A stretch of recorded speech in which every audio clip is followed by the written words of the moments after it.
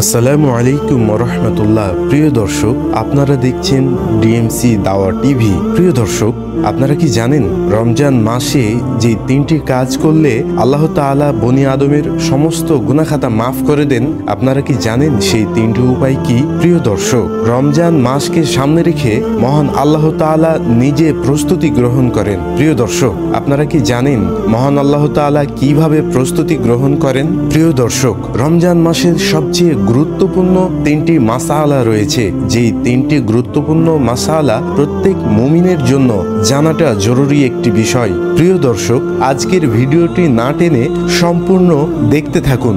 আশা করি অনেক অজানা প্রশ্নের উত্তর পেয়ে যাবেন ইনশাআল্লাহ। প্রিয় দর্শক, রমজান মাসে বনি আদমের সমস্ত গুনাহ ক্ষমা করে নেওয়ার তিনটি উপায় রয়েছে।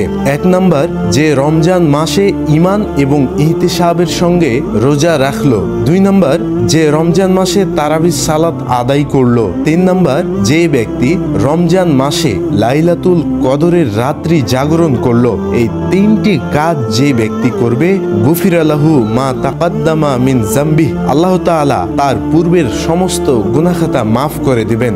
সুবহানাল্লাহ। প্রিয় দর্শক, রমজান মাসকে ঘিরে আল্লাহ তাআলা প্রস্তুতি গ্রহণ করেন। আমরা সেই প্রস্তুতি সম্পর্কে জানব।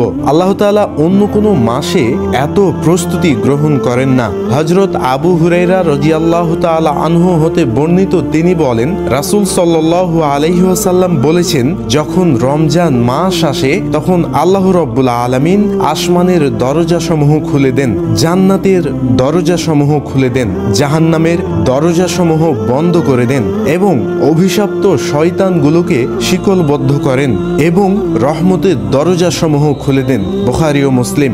মহান আল্লাহ তাআলা রমজান মাসকে সামনে রেখে এত প্রস্তুতি তিনি নিজেই গ্রহণ করেন। সুবহানাল্লাহ। প্রিয় দর্শক, রমজান মাসে সবচেয়ে গুরুত্বপূর্ণ তিনটি মাসালা, যেগুলো প্রত্যেকটি মুমিনের জানা জরুরি একটি বিষয়। সেই তিনটি গুরুত্বপূর্ণ মাসালা হলো: 1 নাম্বার ফিদিয়া, 2 নাম্বার কাফফারা, 3 নাম্বার কাজা। প্রিয় দর্শক, ফিদিয়া হলো প্রতি একটি সিয়ামের বিনিময়ে একজন মিসকিনকে পেট পূর্ণ করে খাদ্য খাওয়ানো। প্রিয় দর্শক, ফিদিয়া কারা দেবেন?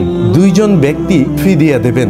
1 নাম্বার বার্ধক্য ব্যক্তি যারা, আর 2 নাম্বার হলো চিরস্থায়ী রোগী যারা। 2 নাম্বার কাফফারা, একটি সিয়ামের বিনিময়ে টানা 60টি সিয়াম রাখতে হবে, অথবা 60 জন মিসকিনকে পেট পূর্ণ করে খাওয়াতে হবে, অথবা একজন গোলাম আজাদ করতে হবে। প্রিয় দর্শক, কাফফারা কারা দেবেন? যারা দিনের বেলায় স্ত্রী সহবাস করার কারণে সিয়াম ভঙ্গ করেন, তাদের জন্য এই কাফফারা। 3 নাম্বার হলো কাজা। একটি সিয়ামের জন্য একটি সিয়াম পালন করার নামই হলো কাজা। উক্ত 3 জন ব্যক্তি ছাড়া সকলেই কাজা আদায় করবেন। তবে বিশেষ কোনো ওজর ছাড়া কোনো ব্যক্তি যদি সিয়াম ভঙ্গ করে, তাহলে কাজা আদায়ের সাথে আরো একটি বিষয় যুক্ত হবে, সেটি হলো তাওবা। তাওবা করে মহান আল্লাহর কাছে ক্ষমা চাইতে হবে। প্রিয় দর্শক, আর এই রমজান মাসে যেহেতু আল্লাহ তাআলা নিজেই প্রস্তুতি গ্রহণ করেন, সেই জন্য আমাদেরকেও প্রস্তুতি গ্রহণ করতে হবে। যেহেতু এই মাসে পূর্বের সমস্ত গুনাহখাতা ক্ষমা চেয়ে নেওয়ার বিশেষ একটি সুযোগ রয়েছে, সেই সুযোগটি আমাদেরকে কাজে লাগাতে হবে। প্রিয় দর্শক, আজকের মতো এখানেই শেষ করছি। সকলেই ভালো থাকবেন, সুস্থ থাকবেন। আল্লাহ হাফিজ।